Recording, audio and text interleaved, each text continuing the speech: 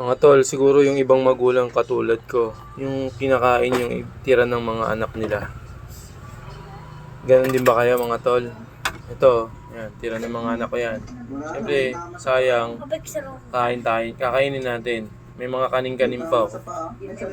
Ayun, oh. Ganyan. Yan.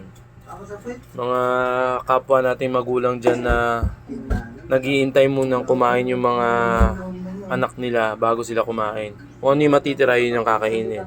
Okay, salute sa atin mga tol. Ramdam nyo ba yung pakiramdam na ganon? Kaya, yun. Dati hindi ko pa maintindihan. Ngayon, naiintindihan ko na. At masarap din sa pakiramdam na yung pagkain nila, kinakain natin. Kasi sayang, di ba, nakakapanghinayang. Kaya, salute sa atin mga tol. At maging mabuti lang tayo sa mga anak natin para sa kinabukasan nila. Alright? Respeto.